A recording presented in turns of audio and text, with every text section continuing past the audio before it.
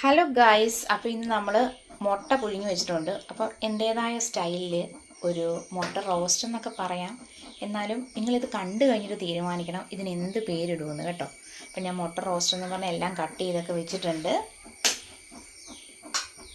ഇങ്ങനെയാണോ നിങ്ങൾ പ്രിപ്പയർ ചെയ്യുന്നതെന്ന് കമൻറ്റ് ചെയ്യണം കേട്ടോ. വേറെ എന്തെങ്കിലുമൊക്കെ കമൻറ്റ് ചെയ്യുന്നതിന് പോലെ ഇതൊക്കെ ഇട്.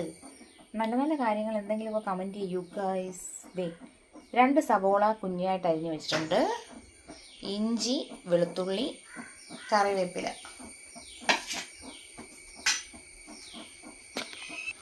ഒരു തക്കാളി കട്ട് ചെയ്ത് വെച്ചിട്ടുണ്ട്. അപ്പോൾ 2 സവോള കുനുകുനാന്ന് അരിഞ്ഞിട്ടുണ്ട്, ഇഞ്ചി അരിഞ്ഞിട്ടുണ്ട്, വെളുത്തുള്ളി ഇതിനകത്തുണ്ട് കേട്ടോ.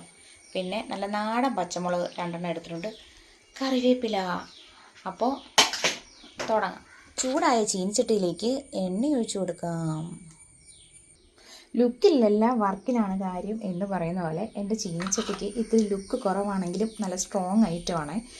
എന്നാണെന്നറിയോ, ഇത് കഴിഞ്ഞിട്ട് നമ്മൾ വീഡിയോയൊക്കെ ചെയ്യുമ്പോഴത്തേക്കും ഇത്തിരി നല്ല പാത്രമൊക്കെ വെക്കണമല്ലോ.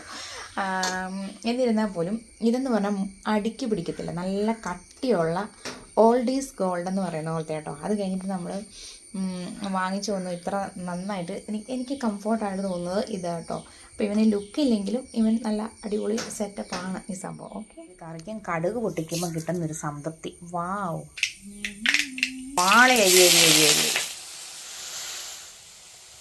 തക്കാളിയും കൂടെ ഇട്ട് കൊടുത്തിട്ടുണ്ടേ.